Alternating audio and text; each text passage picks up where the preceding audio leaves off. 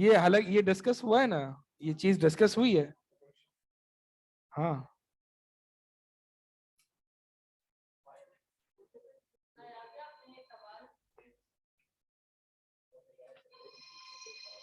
G, on line students کو آواز آ رہی ہے؟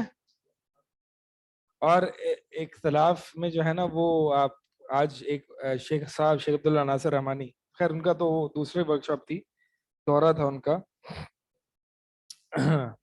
بڑا اچھا تھا ماشاء اللہ. آپ نے اٹینڈ کیا فرحان بھائی؟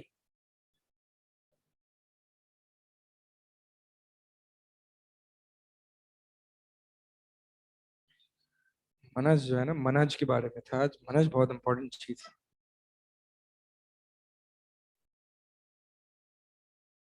کیا ہوا؟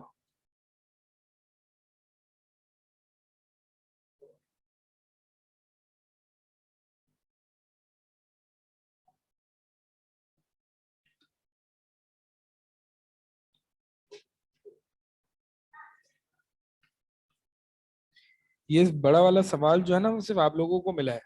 آپ لوگ قیمتی ہیں نا, قیمتی اسٹوڈنٹس ہیں آپ لوگ, آن لائن والوں کو نہیں ملا ہے. یہ سوال نہیں ملا ہے. چیک کون کرے گا؟ ہاں 2 لائن کا ہو, لیکن اسٹوڈنٹس تو دیکھیں آن لائن پہ بھائی 4 کلاسز ہیں ایک ساتھ ہیں. اگر بال فرض مان لیے 2 لائن کا نہیں ہے بھائی, 2 لائن کا نہیں, اس پہ جو ہے وہ کم از کم 8-10 لائن کا تو دینا ہے آپ نے.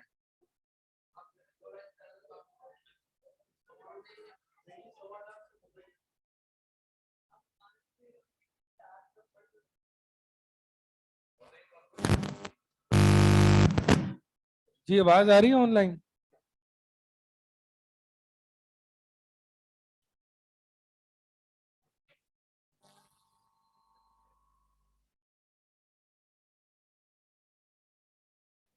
ٹھیک ہے جی.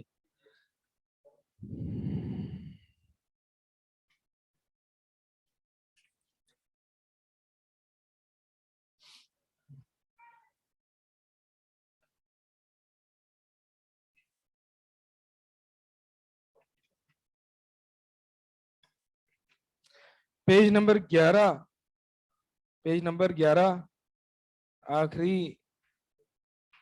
آخری باتیں ہیں, آخری 2-3 لائنیں ہیں. جی تو یہ نبی صلی اللہ علیہ وسلم کے نبوت کے دلائل ہیں. یہ کچھ 3-4 یہاں پہ دلائل دیے گئے ہیں.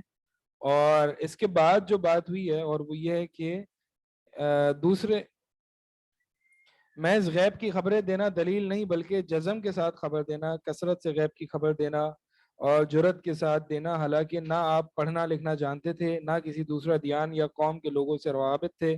یہ تمام قرائن مل کر دلائل النبوہ بنتے ہیں. اچھا آپ دیکھتے ہیں قرآن کریم نے کیا دلیل دی ہے نبی صلی اللہ علیہ وسلم کی صداقت کو پہچاننے کے لیے.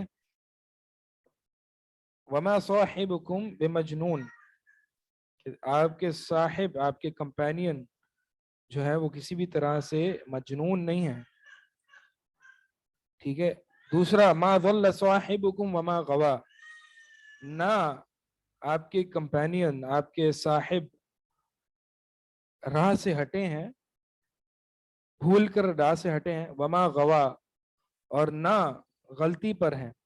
اصل میں غوا جو ہے نا وہ خواہشات, جان بوجھ کر راہ سے ہٹنے کو کہتے ہیں. واللہ جو ہے وہ نہ جانتے ہوئے بھی راہ سے ہٹے. یعنی اگر آپ نے یوں کہنا ہے تو یوں کہیں, واللہ بمعنی ڈیلیوژن, نہ آپ ڈیلیوڈڈ تھے, نہ آپ کسی ڈیلیوژن یعنی دھوکے میں مبتلا تھے.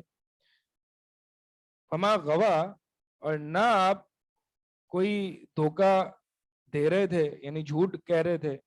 وما ينطق عن الهوى, اور نہیں آپ کوئی بھی بات کہتے ڈیزائرز کی بنیاد پر, ہوا کی بنیاد پر. ان ہوا الا وحی یوحا, یہ تو صرف جو ہے وہ وحی ہے جو کہ وحی کی جاتی ہے. اب اس سے ہم دلیل بناتے ہیں آرگیومنٹ فارمیٹ میں. ٹھیک ہے, یہ آیت ہے بنیادی جس پہ اگلی جو دلیل آ رہی ہے, آرگیومنٹ آ رہا ہے, وہ یہ ہے اسی آیت سورہ نجم کی ابتدائی آیات پہ. دلیل کا فارمیٹ کیا ہوتا ہے؟ मुकदमा उला, मुकदमा सानिया, मुकदमा सालिसा, लिहाजा नतीजा। सही है। अब मुकदमा उला इससे क्या निकल रहा है, इन आयात को हम जब जमा कर रहे हैं तो अब मुकदमा उला क्या निकल रहा है? मुकदमा उला ये है कि मोहम्मद सल्लल्लाहु अलैहि वसल्लम या तो सच्चे नहीं थे, यानी गवा, यानी झूठ बोल रहे थे नऊजुबिल्ला, या धोखे में थे यानी डिल्यूडेड थे, यानी वल्ला, या सच्चे थे। तीन ऑप्शन ही हैं, चौथा कोई ऑप्शन है? नबी सल्लल्लाहु अलैहि वसल्लम जो ये कह रहे थे कि मैं अल्लाह की तरफ से रसूल हूं, या तो वो सच नहीं कह रहे थे यानी झूठ कह रहे थे नऊजुबिल्ला, पहला ऑप्शन। दूसरा ऑप्शन, झूठ तो नहीं कह रहे लेकिन किसी वहम में मुब्तला थे यानी डिल्यूडेड थे, वहम में मुब्तला थे। तीसरा ऑप्शन, तीसरा पॉसिबल ऑप्शन क्या है? सच्चे थे। यही बात कुरान ने बताई है, मा वल्ला साहिबुकुम, वल्ला से मुराद क्या है?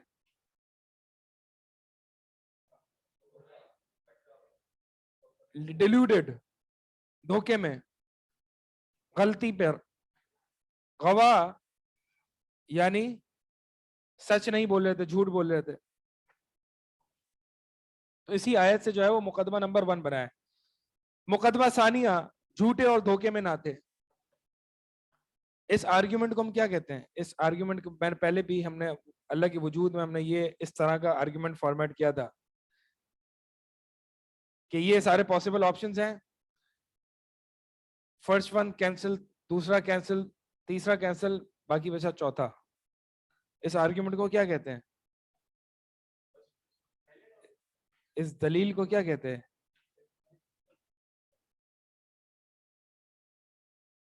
दलील को कुछ नाम, इस दलील का नाम था अस्सब्र व तकसीम, सब्र सीन के साथ, यानी तमाम पॉसिबल ऑप्शंस को एक जगह बंद कर देना और फिर सबको एक एक करके जांचना, जो गलत हो उस पर क्रॉस लगाना, जो बच जाए वही सही हो।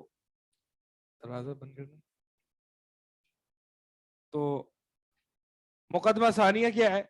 झूठे और धोखे में, ना वो झूठ बोल रहे थे ना वो धोखे में थे, यानी मा वल्ला साहिबुकुम वमा गवा, ये मुकदमा सानिया है। नतीजा एक ही ऑप्शन बचा, लिहाजा सच्चे थे। ठीक है, आपने कह तो दिया, आप उसको एक्सप्लेन करें। धोखे में नहीं थे और सच, झूठ नहीं बोल रहे थे और धोखे में नहीं थे, ये आपने कह तो दिया, उसको जरा एक्सप्लेन करें। ठीक है, आ जाए एक्सप्लेन करते हैं। अगला पेज देखें। मुकदमा सानिया यानी दूसरा मुकदमा की थोड़ी वजाहत। आवाज कट गई।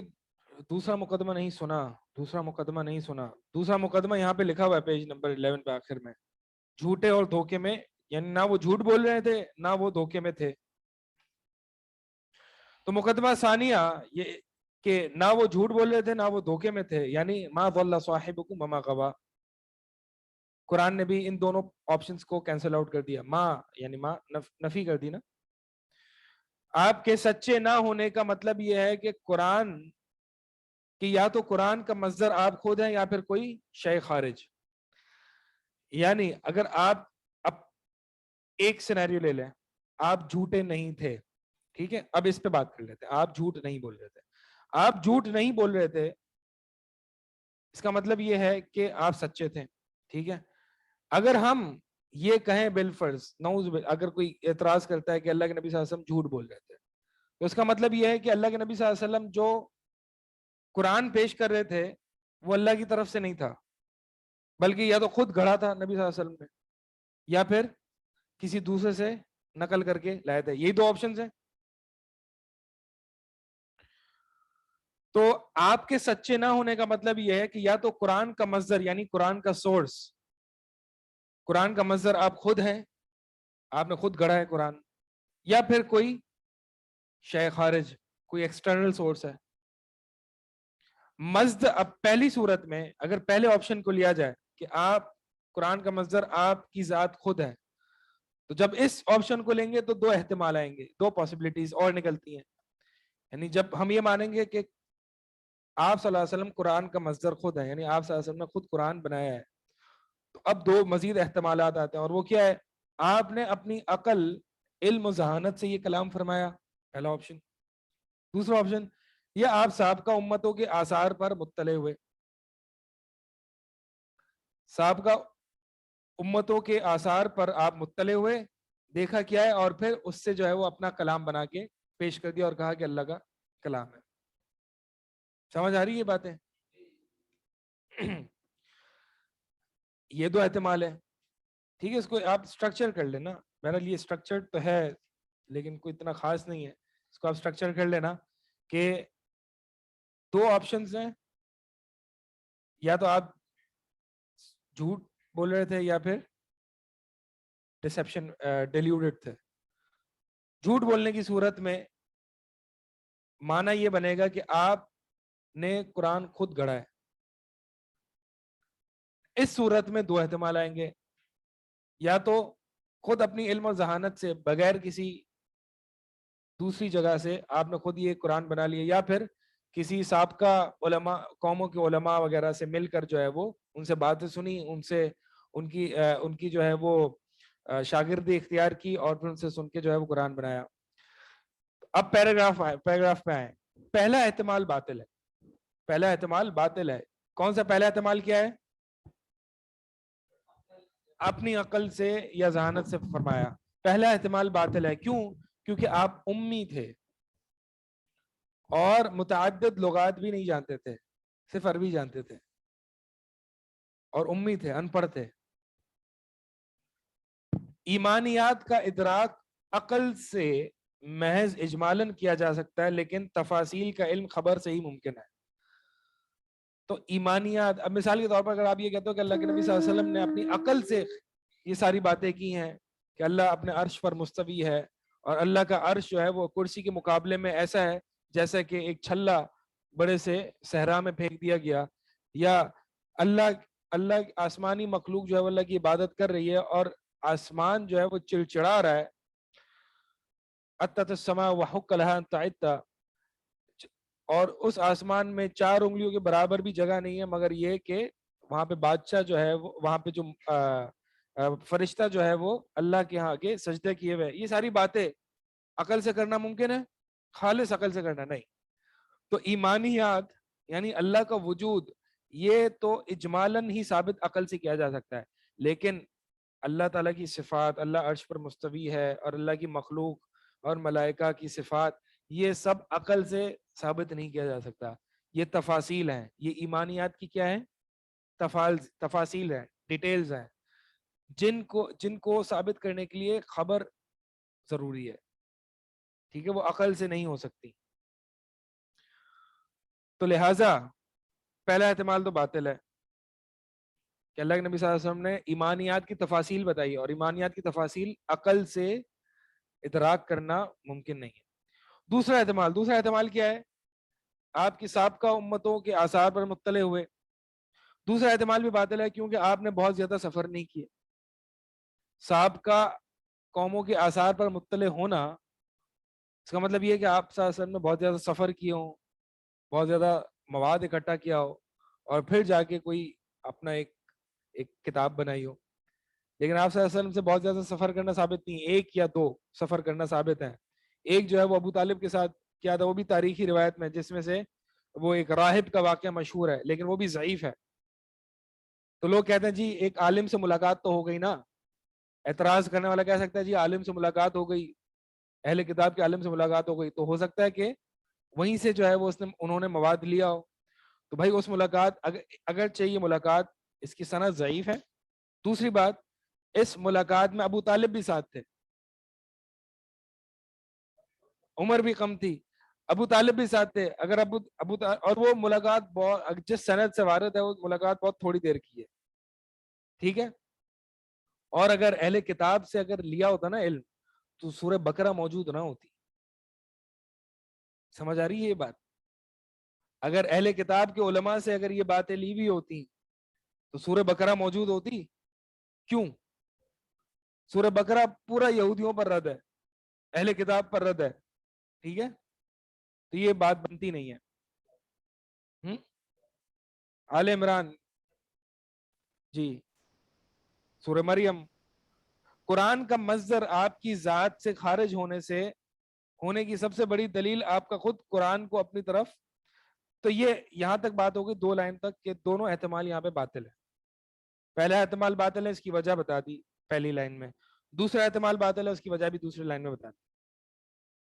अब इन 2 एहतमालात ये किस सूरत में पेश आए थे? उस सूरत में जब हम मस्दर आपकी जात को माने। लेकिन मस्दर को जब हम खारिज माने, आप सल्लल्लाहु अलैहि वसल्लम की जात से खारिज है कोई मस्दर, ठीक है, तो इस सूरत में जवाब दिया जा रहा है, और वो ये है कि कुरान का मस्दर आपकी जात से खारिज होने की सबसे बड़ी दलील आपका खुद कुरान को अपनी तरफ मंसूब ना करना है। क्योंकि अगर नबूवत के दावे के पीछे कोई भी जाती मफाद होता तो इतने फसीह बली कलाम को अपनी तरफ मंसूब करता है। ठीक है, ये क्रेडिट कौन नहीं लेता? अगर आप कह रहे हैं कि मिसाल के तौर पर कि नबी सल्लल्लाहु अलैहि वसल्लम ने कोई झूठ बोला है और साबका कौमों के जो है वो किसी और का कॉपी करके पेस्ट कर दिया यहाँ पे, तो कहते कि ये मैंने कहा है, क्रेडिट लेते इसका। कुफार मक्का जानते थे बड़ा बलीग और फसी कलाम है, लेकिन ये कहते थे कि नबी सल्लल्लाहु अलैहि वसल्लम अल्लाह का कलाम है, मेरा कलाम नहीं है। जैसे कि कुफार मक्का ने इनको टेस्ट भी किया था ना, सूरह सूरह हूद में गालिबन या सूरह यूनुस में ट्राई किया था, टेस्ट किया था कि आप बदल दें जो इस कुरान में। अल्लाह के नबी ने अल्लाह ताला ने फरमाया कि ए नबी आप इनसे कह दीजिए कि लायक नहीं है मेरे कि मैं इसे अपनी अपनी तरफ से बदल दूं। ये मुफस्सरीन लिखते हैं कि एक तरीके से कुफार ने इनको टेस्ट किया था कि अगर वाकई ये अगर कुरान का सोर्स वो खुद होते तो यहाँ पे कुछ ना कुछ तब्दीली कर देते, लेकिन कहा कि नहीं, मैं नहीं बदल सकता उसको मिन तिलकाए नफ्सी।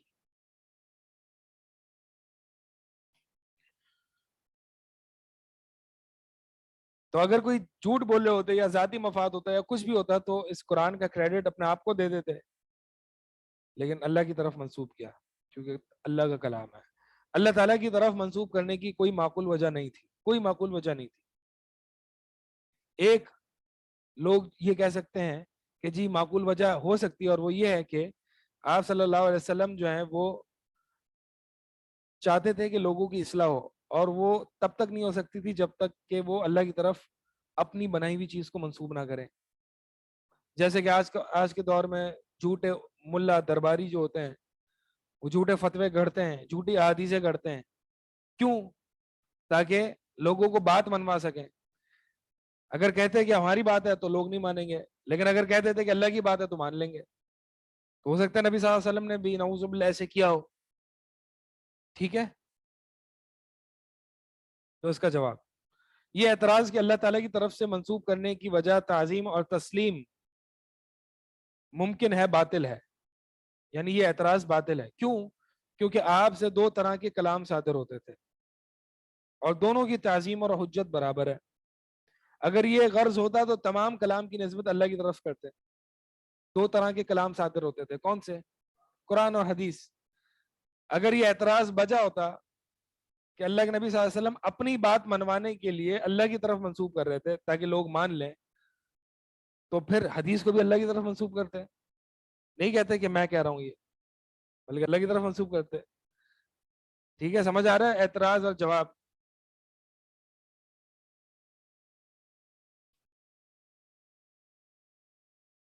हाँ, तो वो कहते थे ना अल्लाह के नबी सल्लल्लाहु अलैहि वसल्लम के अल्लाह ने फरमाया।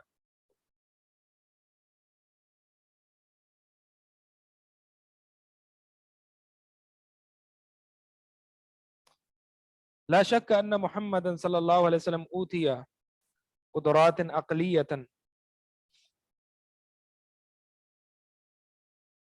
आलियतन व अज़ीमतन लम युतिहा बशरुम मिन क़ब्लिही लाकिन मअ ज़ालिका लम यख़रुज बितिलकल क़ुदरातिल बशरिय्यति मिन दायरतिल बशरिय्या वल क़ुरआनुल लज़ी जाअ बिही ख़ारिजुन अन ताक़ातिल बशरिय्या वल क़ुदरातिल इंसानिय्या। इसमें कोई शक नहीं कि अल्लाह के नबी सल्लल्लाहु अलैहि वसल्लम کی عقلی قوتیں اور طاقتیں بڑی باکمال کی تھی. سب سے زیادہ عقل مند، سب سے عقل مند انسان کون ہے؟ آپ صلی اللہ علیہ وسلم، اس میں کوئی شک نہیں. لیکن اس کے باوجود جو قرآن ہے وہ بشری طاقت سے بڑھ کے ہے. وہ اللہ کے نبی صلی اللہ علیہ وسلم کی طاقت میں بھی نہیں تھا کہ اللہ کے نبی بنا کے لے آتے. اسی لیے کفار مکہ چونک جاتے، یہ کہاں سے، یہ ہم نے کلام ایسے نہیں سنا، یہ ہم نے، یہ نہ شعری شاعری ہے نہ کچھ ہے، یہ پہلی دفعہ سن رہے ہیں. ٹھیک ہے، تو اس میں کوئی شک نہیں کہ اللہ کے نبی صلی اللہ علیہ وسلم سب سے بڑھ کے عقل مند انسان ہے. لیکن اس کے باوجود جو قرآن ہے، وہ قرآن میں جو باتیں ہیں وہ انسانی قوت اور بشری قوت سے اوپر ہے. ابن القیم رحمہ اللہ فرماتے ہیں کہ ان علم الانبیاء وما جاءوا به عن اللہ لا يمكن ان يدرك بالعقل ولا يقتسب وانما هو وحي اوحاه الله اليهم بواسطة الملك او كلام يكلم به رسوله منه اليه بغير واسطة كما كلم موسى وهذا متفق عليه بین جمیع اہل الملل المقرین بالنبوۃ والمصدقین بالرسل. ابن القیم رحمہ اللہ فرماتے ہیں کہ یہ جان لو کہ بے شک ان علم الانبیاء کے انبیاء کا علم اور جو وہ کچھ لے آئے ہیں اللہ کی طرف سے، یہ ممکن نہیں ہے کہ اس کو خالص عقل سے حاصل کیا جائے، نہ ہی یہ ممکن ہے کہ اس کو سیکھا جائے، کسی سے سیکھا جائے، بلکہ یہ تو خاص یہ وہ چیز ہے، وہ وحی ہے جو اللہ تعالیٰ نے ملائکہ کے، فرشتے کے واسطے جو ہے وہ وحی کی ہے، یا پھر وہ کلام ہے جو اللہ تعالیٰ نے اپنے رسول سے کلام کیا ہے، جو اس کے واسطے سے، جیسے کہ موسیٰ علیہ السلام سے کلام کیا. بہرحال بات وہی ہے، بات ابن القیم بھی یہی کر رہے ہیں کہ جو اللہ کے نبی، جو اللہ تعالیٰ، اللہ کے نبی صلی اللہ علیہ وسلم جو انبیاء لائے ہیں، جو بات، وہ انسانی عقل، اس کی کیپیبلٹی سے باہر ہے. اگر قرآن کا مصدر نبی کی ذات سے خارج ہے تو دو احتمالات ہیں. نبی صلی اللہ علیہ وسلم سچ نہیں بول رہے بلکہ جھوٹ بول رہے ہیں. اس صورت میں دو احتمالات تھے. کون سے؟ یا تو مصدر آپ خود ہیں یا مصدر خارج ہے، آپ سے خارج ہے. مصدر خود ہیں، اس میں دو احتمالات تھے. ٹھیک ہے، وہ بات ہو گئی.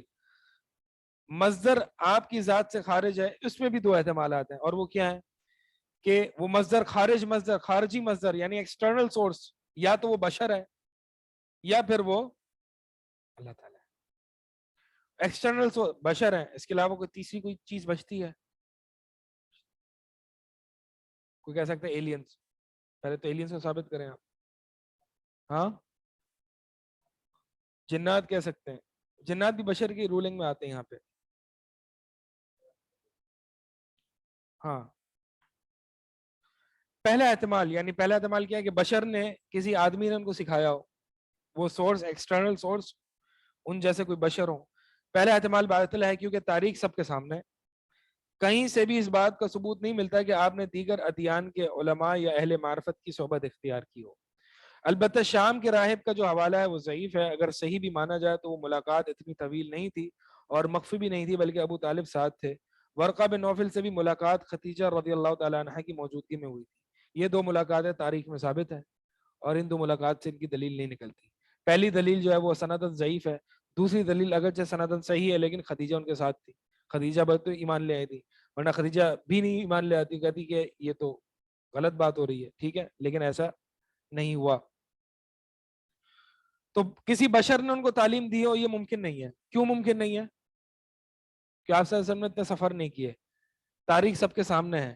مشرکین مکہ ورنہ یہ اعتراض ضرور کرتے، یعنی ساحر یا مجنون سے پہلے یہ اعتراض کرتے کہ انہوں نے جو ہے وہ یہ سفر بہت کرتے نا، تو بہت سارے علماء سے انہوں نے یہ سیکھا ہوگا. ٹھیک ہے، ایک اعتراض جو ہے وہ مشرکین مکہ نے کیا تھا. وہ کیا تھا کہ ایک نصرانی، کیا نام ہے اس کے میرے ذہن میں نہیں آ رہا، تو اللہ تعالیٰ نے اس کا جواب دیا تھا کہ وہ اعجمی وہذا القرآن، اور یہ قرآن جو ہے وہ عربی. یعنی وہ جو اعتراض کر رہے ہیں کہ وہ نصرانی عالم سے سیکھا تھا، وہ عجمی ہے اور یہ قرآن واضح عربی مبین عربی ہے، تو کیسے ہو سکتا ہے کہ وہ سیکھا کچھ اور زبان میں اور بیان کچھ اور زبان میں ہو رہا ہے؟ ٹھیک ہے، ایسا نہیں ہو سکتا۔ اور دوسری بات ہے، میں نے آپ کو بتایا کہ اہل کتاب اس قرآن کا سورس ہو ہی نہیں سکتے۔ کیوں؟ کیونکہ اہل کتاب کا بڑی شد و مت سے اس قرآن میں رد موجود ہے۔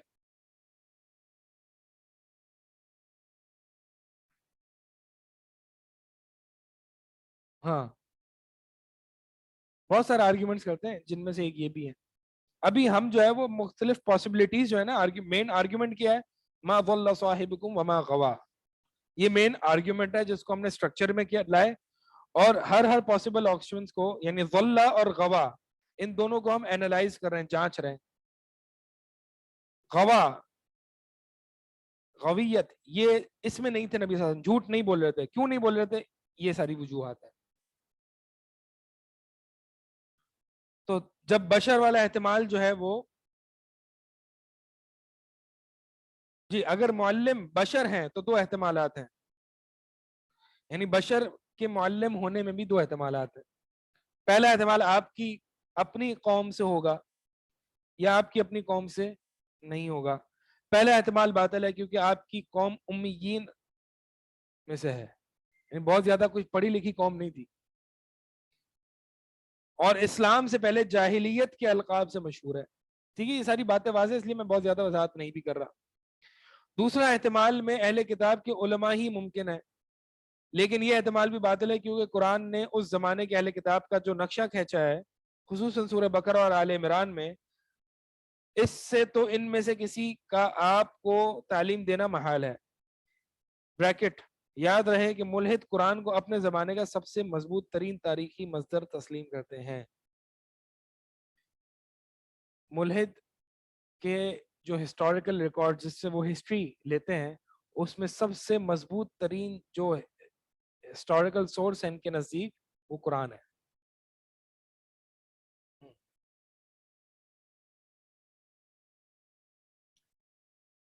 تو اس سے تو ہمیں یہ پتا چلا کہ بشر نہیں تھے۔ ایک آپشن بچا، اور وہ کیا ہے؟ یہ قرآن کا مصدر اللہ تعالیٰ ہے، اللہ ہی کا کلام ہے۔ دوسرا، اس جو مین آرگیومنٹ ہے اس کا دوسرا پاسبل ریزن کیا ہو سکتا ہے؟ کہ آپ صلی اللہ علیہ وسلم دھوکے میں مبتلا تھے، ڈیلیوڈڈ تھے۔ پہلا کیا تھا؟ جھوٹے تھے، غوا۔ دوسرا کیا ہے؟ واللہ۔ ٹھیک، آپ صلی اللہ علیہ وسلم دھوکے میں مبتلا نہیں تھے، یعنی یہ کہ ٹھیک ہے، آپ صلی اللہ علیہ وسلم با اخلاق، بڑے اخلاق والے تھے۔ ملحدین کہتے ہیں کہ ٹھیک ہے، ہم سیرت پڑھ چکے ہیں، بڑے امین، صادق امین تھے، لیکن ہو سکتا ہے کوئی آپ صلی اللہ علیہ وسلم کو کوئی دھوکا ہو گیا ہو، وہ ملائکہ نہیں بلکہ کوئی جنات اور شیاطین اس طرح کے آ رہے ہوں، یا دھوکے میں جادو ہو گیا ہو، آپ صحیح کو غلط، غلط کو صحیح سمجھ رہے ہوں۔ تو کیا آپ صلی اللہ علیہ وسلم دھوکے میں تھے؟ ایسے بہت سے واقعات آپ کی زندگی میں پیش آئے تھے جنہیں آپ صلی اللہ علیہ وسلم چاہیں تو اپنی بات کی تائید میں استعمال کر سکتے تھے، مثلا ابراہیم علیہ السلام کی وفات، ابراہیم رضی اللہ تعالیٰ عنہ کی وفات، جو آپ کے بیٹے تھے، ان کی وفات کا واقعہ کیا ہے؟ ان کی وفات کے دن جو ہے وہ سورج کو گرہن لگ گیا تھا، ٹھیک ہے، سورج گرہن ہوا تھا۔ تو سب یہ سمجھنے لگے کہ بھائی یہ تو بڑی عظیم شخصیت کی وفات پر یہ ہوتا ہے، تو آپ صلی اللہ علیہ وسلم نے اس کی نفی کی۔ حالانکہ اگر آپ صلی اللہ علیہ وسلم دھوکے میں ہوتے تو یہ کہتے کہ دیکھیں، یہ میرے، جس کو میں حق سمجھ رہا ہوں، میرے حق کی دلیل ہے۔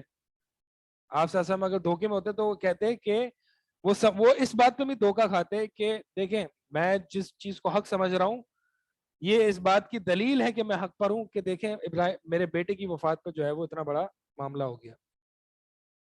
لیکن آپ صلی اللہ علیہ وسلم نے یہ کریڈٹ نہیں لیا۔ یہ اتنے واضح دلائل ہیں اللہ کے نبی صلی اللہ علیہ وسلم کی حقانیت کے، اس طرح کے۔ ہاں، یعنی اگر کوئی دھوکے میں مبتلا ہوتا، یا اگر کوئی اپنی ذاتی مفادات کے لیے کوئی یہ کر رہا ہوتا، تو اس موقع کو چھوڑتا، اس موقع کو غنیمت جانتا۔ اسی طرح مستقبل کی خبروں کا سچ، یعنی آپ صلی اللہ علیہ وسلم دھوکے میں مبتلا نہیں تھے۔ دوسری وجہ، کیونکہ مستقبل کی خبروں کا سچا ثابت ہونا بھی اسی احتمال کی نفی کرتا ہے. آپ صلی اللہ علیہ وسلم نے بہت ساری مستقبل کی خبریں دی ہیں, ٹھیک ہے, آپ سب یہ جانتے ہیں, ایک نہیں ہے بہت ساری ہیں. تو اس کا مطلب یہ ہے کہ آپ صلی اللہ علیہ وسلم کسی دھوکے میں مبتلا نہیں تھے. نتیجہ چنانچہ یہ ثابت ہوا کہ قرآن کا مصدر اللہ کی ذات اقدس ہے. صبر و تقسیم یہ آرگیومنٹ یعنی یہ دلیل کا نام ہے. اس دلیل کو, اس طریقہ دلیل کو, اس دلیل کے اس طریقے کو صبر و تقسیم کہتے ہیں. صبر و تقسیم سے ہی محض یہ بات ثابت نہیں ہوتی, یعنی ایسا نہیں ہے کہ cancel out all possible options and what remains is truth. صرف اس سے ہی نبی صلی اللہ علیہ وسلم کی حقانیت ثابت نہیں ہوتی, بلکہ اللہ کے نبی صلی اللہ علیہ وسلم کی ثبوت کے لیے مستقل سیپریٹ ان اٹ سیلف مستقل ادلہ موجود ہیں. سمجھ آ رہی ہے یہ بات؟ یعنی یہ ایک بات تو یہ ہے نا کہ فلاں چیز نہیں, فلاں چیز نہیں, فلاں چیز نہیں, اس لیے یہ ایک دلیل کا طریقہ یہ ہے. ایک طریقہ یہ ہے یہ کیونکہ دلیل بہت ساری ہے اس کی. مثال کے طور پر ایک اور مثال سے سمجھیں. ابھی رات ہے, کیوں؟ کیونکہ دن نہیں ہے, یعنی دن کی پاسبلٹی آپ نے کینسل کر دی تو رات ہے. تو سامنے والا کہہ سکتا ہے نا, ٹھیک ہے, اگر دن کی پاسبلٹی کینسل ہو گئی تو ضروری تو نہیں رات ہو سکتا ہے شام ہو سکتا ہے سورج گرہن ہو. تو ایک طریقے سے یہ اعتراض آ سکتا ہے. تو میں نے کہا میں نبی صلی اللہ علیہ وسلم کی حقانیت کی بنیاد صرف یہی نہیں ہے صبر و تقسیم, بلکہ مستقل ادلہ بھی ثابت ہے. اب اسی مثال کو رہیں کہ ابھی رات ہے, کیوں؟ کیونکہ سورج غروب ہو چکا ہے. رات کی مستقل دلیل ہے کہ نہیں ہے؟ مستقل دلیل ہے. اور صبر و تقسیم سے رات کی دلیل کیا ہے؟ چونکہ صبح نہیں ہے, شام نہیں ہے, دوپہر نہیں ہے, تو اس لیے رات ہے. سمجھ آ رہی ہے بات؟ یہ آپ کہاں سے لائے؟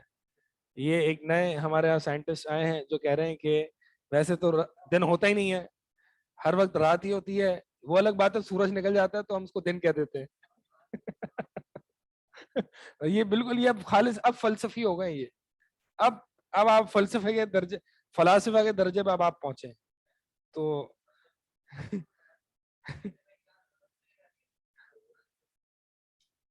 یعنی یہ کیا مطلب اچھا فلسفہ ہے یہ. ویسے ایک فلسفہ ہے, یہ فلاسفہ نے اس پہ بھی بحث کی ہے کہ what is darkness, it's absence of light. Actual میں it is light which really exist. Darkness is actually the absence of light. یہ وہی بات ہے, ٹھیک ہے. تو اس پہ اتنی بڑی بڑی بحث ہوئی ہے کہ آیا کہ ڈارکنیس کا الگ وجود ہے یا نہیں, ڈارکنیس کا الگ وجود ہے یا نہیں, یا ڈارکنیس صرف لائٹ کی عدم موجودگی ہے. اس پہ فلسفیوں نے بہت بحث کی. تو اور اسی طرح ایک سیکنڈ, اسی طرح اس پہ بات نکلی ہے تو تھوڑا سا ہم بھی فلسفہ جاڑ لیں. اس پہ ایک اور بھی بحث ہوئی ہے کہ حیات, زندگی, لائف اور موت. تو موت ایبسنس آف لائف ہے, یعنی زندگی کی عدم موجودگی ہے, یا موت ان اٹ سیلف الگ سے کوئی چیز ایگزسٹ کرتی ہے؟ جی جواب دیں آپ لوگ. موت اس کی الگ سے مستقل وجود ہے, یا پھر موت عدم حیات کا نام ہے؟ جی ہاں وجود ہے, موت کا وجود ہے, کیونکہ موت اولاً کبشے کی صورت میں قیامت والے دن ذبح کی جائے گی, تو اس کا کوئی الگ سے وجود ہوگا تبھی تو ذبح کی جا رہی ہے. دوسری وجہ, سورہ ملک کی ابتدائی آیت پڑھیں. الذی خلق الموت والحیات, اللہ تعالیٰ نے موت اور حیات پیدا کی. یہ نہیں کہا اللہ تعالیٰ نے کہ حیات پیدا کی اور حیات کی عدم موجودگی موت ہے. پھر اس سے بہت زیادہ فلسفہ نکلتا ہے جو ہم آگے نہیں جا رہے. مقصد بتانے کا یہ ہے کہ یہ دونوں چیزیں جو ہے ان کی ایک سیپریٹ مستقل ایگزسٹنس ہے. تو لیکن یہ تو میں نے کہیں نہیں سنا جو آپ نے فلسفہ پیش کیا ہے کہ ہر وقت رات ہی ہے، بس سورج نکل آتا ہے غلطی سے، سورج نکل آتا ہے تو لائٹ دن ہو جاتا ہے. یہ ایک نیا فلسفے میں اضافہ ہو گیا میرے.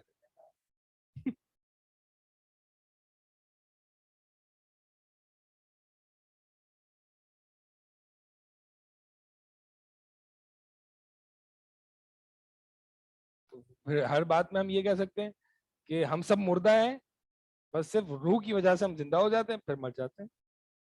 ہم سب گونگے ہیں، بس صرف زبان ہے جو ہلتی ہے کبھی کبھار اور بول لیتی ہے تو ہم بول لیتے ہیں، باقی تو ہم سب گونگے ہیں. ہم سب بے وقوف ہیں، بس صرف دماغ ہے ہمارے اندر.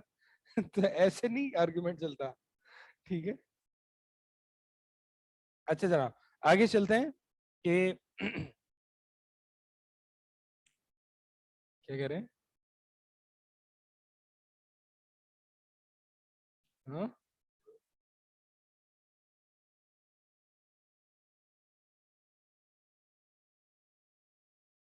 بس اس کو نہ سمجھے تو بہتر ہے. اچھا چلیں، یہ تو نتیجہ کیا ہے کہ نتیجہ ہو گیا نا. ہاں نتیجہ یہ ہے کہ صرف صبر اور تقسیم سے ہی نبی صلی اللہ علیہ وسلم کی حقانیت ثابت نہیں ہے، بلکہ نبی صلی اللہ علیہ وسلم اللہ کے سچے نبی ہے، اس کی مستقل دلائل بھی موجود ہیں. اور وہ مستقل دلائل میں سے ایک ہے اعجاز القرآن، قرآن کا اعجاز. اعجاز کیا ہوتا ہے؟ معجزے سے ہے. ٹھیک ہے. یعنی قرآن نے عاجز کر دیا سب کو اس جیسا کلام لانے پر. اس کی تفصیل آگے آ رہی ہے، یعنی قرآن کی حقانیت میں. تو اعجاز القرآن، قرآن کی سب سے قرآن اللہ کے نبی صلی اللہ علیہ وسلم کی سب سے بڑی دلیل ہے. اسی لیے اللہ کے نبی صلی اللہ علیہ وسلم نے فرمایا کہ کہ اللہ کے نبی صلی اللہ علیہ وسلم نے فرمایا کہ کوئی ایسا نبی نہیں ہے جس کو اللہ تعالیٰ نے معجزہ دیا ہو، اور مجھے جو معجزہ دیا ہے وہ وحی ہے، تو میں امید کرتا ہوں کہ میرے سب سے زیادہ متبعین ہوں گے. تو اعجاز القرآن یہ اللہ کے نبی کی حقانیت کی دلیل ہے. اچھا اعجاز القرآن قرآن کی حقانیت کی بھی دلیل ہے. دونوں لازم ملزوم ہیں، کیونکہ نبی ہی ہے نا وہ جو قرآن لائیں، اور قرآن وہی ہے جو نبی کو نبی کہہ رہی ہے. دوسرا دوسرا دوسری دلیل مستقل وحی میں رسول اللہ کی چاہت اور ضرورت کے باوجود تاخیر ہونا. یہ کب ہوا ہے؟ شروع میں بھی ہوا ہے، یعنی ہاں سورۃ ضحیٰ جس پر جو ہے وہ نازل ہوئی تھی. ٹھیک ہے. اسی طرح بعض اہل کتاب کے سوالات پر بھی وہی تاخیر ہوئی ہے. تو اللہ کے نبی صلی اللہ علیہ وسلم اگر یہ یعنی رک گئے، یعنی یہ دلیل ہے نا اللہ کے نبی صلی اللہ علیہ وسلم کہ سچے ہیں، آپ اپنی طرف سے کچھ بھی نہیں بولتے. تیسری قرآن میں رسول اللہ پر عتاب و تنبیہات، تنبیہ خبردار کرنا نبی صلی اللہ علیہ وسلم کو کہاں کہاں ہوا ہے؟ عبس و تولی، اور بدر کے موقع پر، بدر کے موقع پر کہ آپ صلی اللہ علیہ وسلم نے قیدی بنا لیے. اس سے پہلے کہ آپ جو ہے وہ خوب خون ریزی کرتے تو اس پہ نبی صلی اللہ علیہ وسلم اور صحابہ کو ایک تنبیہ، جھنجھوڑا، شہد والا معاملہ. ہاں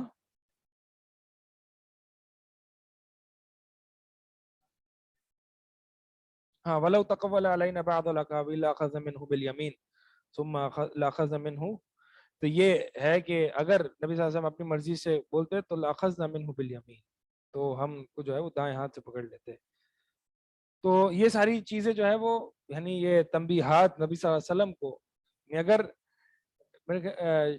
اگر نبی صلی اللہ علیہ وسلم کا اپنا کلام ہوتا تو اللہ کے نبی یہ باتیں ذکر نہ کرتے.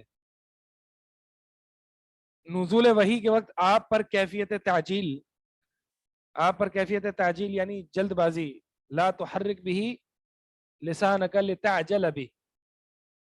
ٹھیک ہے. اللہ کے نبی صلی اللہ علیہ وسلم جو ہے وہ جلدی جلدی پڑھا کرتے تھے. جب جبریل امین وہی ان پر پڑھتے تو اللہ کے نبی صلی اللہ علیہ وسلم جلد جلد پڑھتے تاکہ بھول نہ جائیں. تو یہ کیفیت جو ہے وہ کیوں، اگر اللہ کے نبی کا اپنا کلام ہوتا تو یہ کیفیت کیوں ہوتی؟ اللہ تعالیٰ نے کہا کہ آپ جلد بازی نہ کریں، ان علینا جمعہ و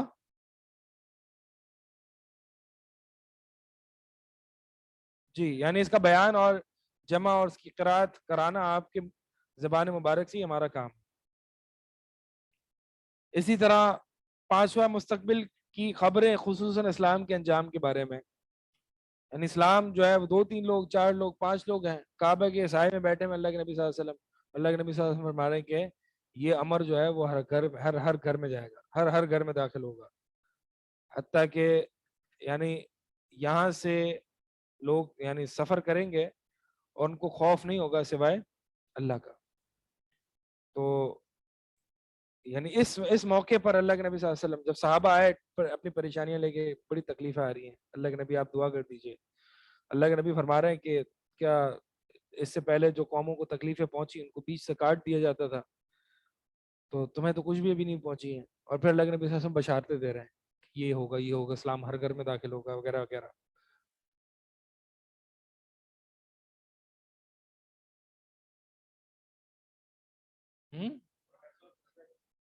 ہاں ان کی فتوحات, ہاں یہ ساری مستقبل کی خبریں ہیں. تو یہ سب دلائل النبوہ میں سے ہیں. ٹھیک ہے. اعتراضات, اعتراضات یعنی ان چیزوں پہ ایک پہلا اعتراض کیا ہے کہ آپ صلی اللہ علیہ وسلم ایک عظیم مجدد تھے. ممکن ہے آپ صلی اللہ علیہ وسلم نے معاشرتی مصلحت کے لیے نبوت کا دعویٰ کیا اور جو کہ اخلاقاً درست ہے کیونکہ یہ 2 شر میں سے اخف ہے. کیا مطلب ہے اس کا؟ اس کا مطلب یہ ہے کہ جو کہ جس سے مسلمان بھی بہت متاثر ہیں, اور جو سوشیولوجی اینتھروپولوجی وغیرہ میں یہ ساری چیزیں پڑھی جاتی ہیں, جب دین اسلام کو پڑھا جاتا ہے تو نبی صلی اللہ علیہ وسلم کو as a messenger, as a رسول نہیں بلکہ ایز اے سوشل ریفارمر کہا جاتا ہے. کہ نبی صلی اللہ علیہ وسلم ایک سوشل ریفارمر, کیا کہتے ہیں اس کو, سوشل سماجی مصلح, سماجی طور پر جو ہے وہ اصلاح کرنے والے, جیسے کہ مہاتما گاندھی اور محمد علی جناح وغیرہ, یہ سارے جو ہے وہ سوشل ریفارمر, سر سید احمد خان وغیرہ, یہ سارے سوشل ریفارمرز سے. تو نبی صلی اللہ علیہ وسلم بھی he was a great person, یہ کہتے ہیں آج, کیونکہ ملحد کو پتا چل گیا نا کہ نبی صلی اللہ علیہ وسلم was a great personality, بڑے عظیم شخصیت تھے, صادق امین سب کچھ تھے. تو وہ اب کہتے ہیں کہ نبی صلی اللہ علیہ وسلم جو ہے وہ سوشل ریفارمر تھے. نبی صلی اللہ علیہ وسلم اللہ کی طرف سے رسول حق لائے, یہ قرآن اس کی باتیں نہیں بلکہ نبی صلی اللہ علیہ وسلم ایک مصلح تھے, بہت اچھا انہوں نے انقلاب برپا کیا اور عرب کو ایک زمانہ جاہلیت میں سے نکال کر ایک انقلاب برپا کیا اور اچھی طرف ان کی اصلاح کی. تو یہ جو ہے وہ اعتراض کرتے ہیں کہ نبی صلی اللہ علیہ وسلم کیا تھے, سوشل ریفارمر. اور ہم بھی جو ہیں وہ اس سے کئی متاثر ہو جاتے ہیں, یا تو ہم اپنی دین کی دعوت میں ہم اس طرح کی باتیں کرتے ہیں. دیکھیں پہلے بنیادی فرق سمجھیں کہ سوشل ریفارمر میں اور رسول میں کیا فرق ہوتا ہے. آپ کوئی بات کرنا چاہے گا؟ سوشل ریفارمر, سوشل ریفارمیشن, معاشرتی, نام سے ہی واضح ہے کہ سوشل ریفارمر جو ہوتا ہے وہ جو معاشرے میں موجودہ خرابیاں موجود ہوتی ہیں, جو معاشرہ بھی جانتا ہے کہ یہ خرابیاں ہیں, اس کی اصلاح کے لیے ایک تحریک چل اٹھتی ہے. اس لیے کبھی بھی سوشل ریفارمر پر کو پتھر نہیں پڑتے, کیونکہ وہ برائیوں کو ایڈریس کرتا ہے جس کو معاشرہ آلریڈی جانتا ہے. غربت ختم کرو, سچ بولو, کاروبار میں 2 نمبریاں ختم کرو, یہ سارے جو سٹیٹمنٹس ہیں, یہ سارے جو تحریکیں ہیں جو اس نام پہ کھڑی ہیں, یہ سوشل ریفارمیشن. کرپشن ختم کرو, کوئی اس بات پر ان کو پتھر مارے گا تو غلط کہہ رہا ہے. غربت ختم نہیں ہونی چاہیے, کوئی اس بات پر مارے گا ان کو, کوئی ان کے خلاف اٹھے گا نہیں. تو اس کا مطلب یہ ہوا کہ سوشل ریفارمر کی مخالفت نہیں ہوتی, ہوتی ہوگی تو سیاسی مفادات وغیرہ وہ دوسری مخالفت ہوگی. اس بنیاد پر مخالفت نہیں ہوتی کہ تو غلط کہہ رہا ہے. پیغام یعنی اس کے کانٹینٹ پہ مخالفت نہیں ہوتی کہ تو غلط کہہ رہا ہے. مہاتما گاندھی نے جو بھی سوشل ریفارمیشن کی, ان کو کبھی یہ نہیں کہا گیا کہ تو نے غلط کہا. غریبوں کی مدد کرنی چاہیے, یہ غلط بات ہے, غریبوں کی مدد نہیں کرنی چاہیے, ایسا کسی نے نہیں کہا. کوئی کہتا ہے تو اس کا مطلب یہ ہوا کہ سوشل ریفارمر, اس کو فرق کو سمجھے, بہت امپورٹنٹ ہے. سوشل ریفارمر معاشرے میں موجود خرابیوں کو جو معاشرہ پہلے سے جانتا ہے اس کی تجدید کے لیے وہ کھڑا ہوتا ہے. اس لیے لوگ بھی اس کی وافق مقدار میں ساتھ دیتے ہیں, اور لوگ فالوئنگ سب سے زیادہ ان کی ہوتی ہے کیونکہ معاشرہ جانتا ہے پہلے سے. رسول جو ہوتا ہے وہ فرقان ہوتا ہے, وہ حق اور باطل میں فرق کرتا ہے. اس لیے پتھر بھی ان کو پڑتے ہیں. سب سے زیادہ تکلیف ان کی فالوئنگ بھی بہت کم ہوتی ہے.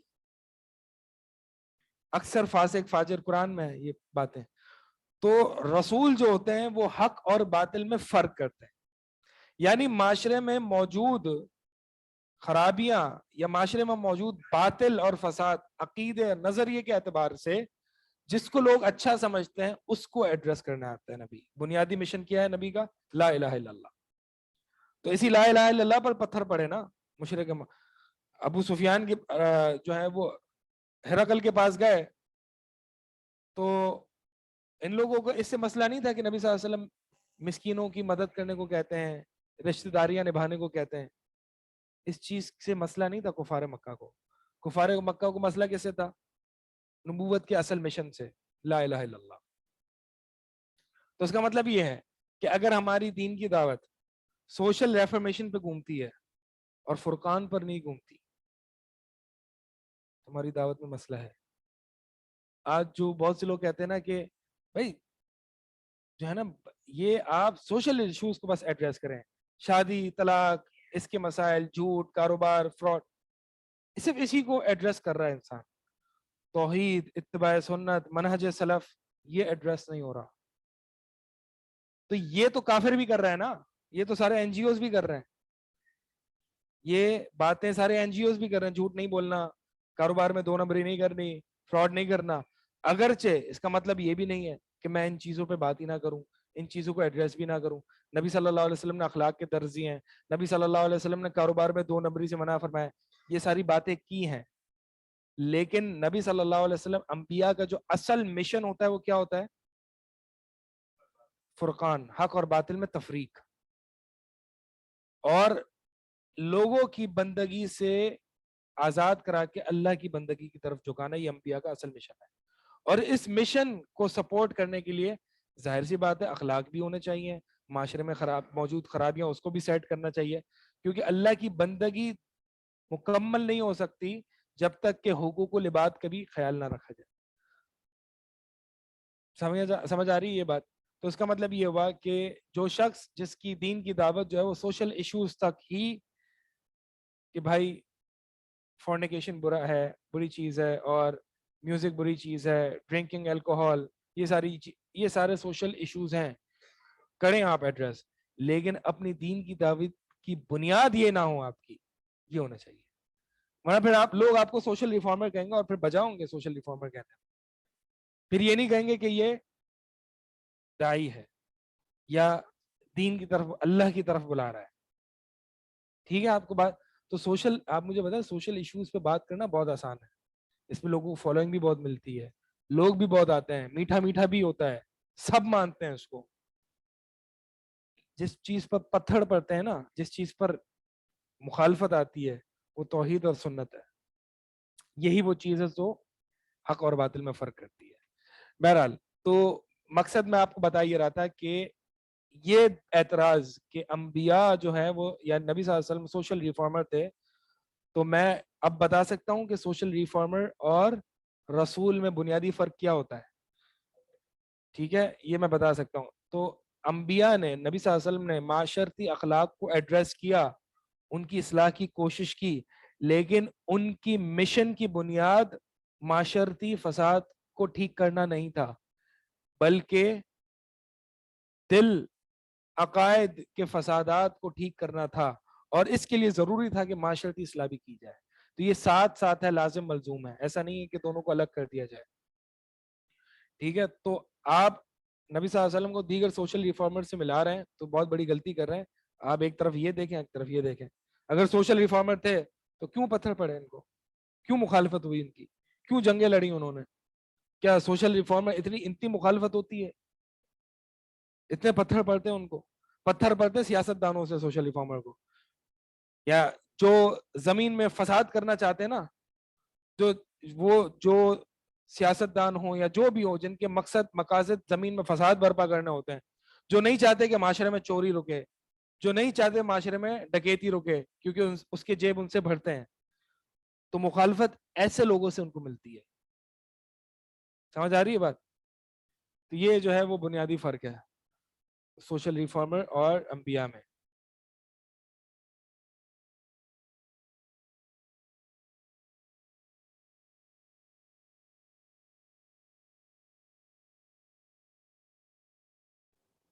یہ جواد آپ نے کوئی ایک عبارت سینڈ کی، یہ مجھے آپ سینڈ کر دینا، یہاں پہ بھی میں نہیں پڑھا، ٹھیک ہے؟ تو پھر اس کو دیکھ لیں گے انشاءاللہ۔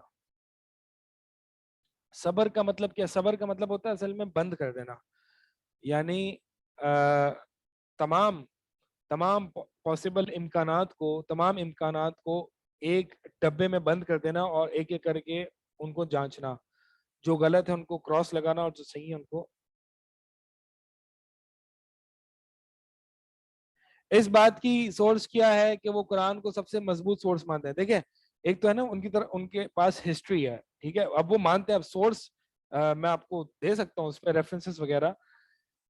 ایک تو بات، کیونکہ یہ مانتے ہیں کہ قرآن تبدیل نہیں ہوا، اور دوسرے ہسٹوریکل ریکارڈز میں وہ یہ بات تسلیم کرتے ہیں کہ کچھ چینجز ہو سکتی ہیں دوسری ہسٹری میں، لیکن وہ قرآن کو ایز اے ہسٹری بک سمجھتے ہیں، اور وہ کہتے ہیں کہ اگر سب سے مضبوط جو ہسٹری جو ریکارڈ ہوئی ہوگی جس میں چینجز سب سے کم ہوں گی، وہ قرآن ہے، ٹھیک ہے؟ کیونکہ قرآن کے چینج نہ ہونے پر تو بہت سارے دلائل موجود ہیں، تو ملحد یہ مانتا ہے کہ قرآن چینج نہیں ہوا، تو ملحد یہ بھی مانتا ہے کہ 1400 سال کی جو ہسٹری ہے، جو نبی صلی اللہ علیہ وسلم کے زمانے کی ہسٹری ہے، سب سے مضبوط ہسٹری قرآن کی ہے، اس میں دو رائے نہیں ہے، ٹھیک ہے؟ جی ہاں، وہ قرآن کو ہسٹری بک سمجھتے ہیں۔ وہ یہ ہسٹری بک کیوں نہ سمجھے؟ کیونکہ وہ یہ سمجھتے ہیں کہ قرآن اگرچہ نبی نہیں لکھی، 1400 سال پہلے لکھی نا، اور اس میں کوئی ابھی تک چینجز نہیں آئی، تو 1400 سال پہلے جو بک لکھی گئی جس معاشرے میں، وہ ہسٹری بک ہے، اگرچہ اس میں کچھ عقائد کی باتیں صحیح ہیں غلط ہے وہ بات کی بات ہے، لیکن جو اس معاشرے کی خرابیاں جس قرآن میں ذکر ہوئی ہیں وہ اوتھینٹک ہیں، وہ مانتے ہیں اس بات۔ تقسیم سے مراد کیا؟ تقسیم سے مراد یہ ہے کہ ایک ایک مسئلے میں مختلف آپشنز کو تقسیم کر دینا، آپشن نمبر 1 2 3 4، پھر ان کو بند کر دینا ایک ڈبے میں، اور پھر انالائز کرنا۔ موت الگ سے موجود ہے؟ جی ہاں الگ سے موجود ہے۔ کہاں ہے؟ کہاں ہے موت؟ میں پوچھتا ہوں زندگی کہاں ہے؟ جیسے زندگی ایسے موت ہے۔ چلیں جی، سبحان اللہ۔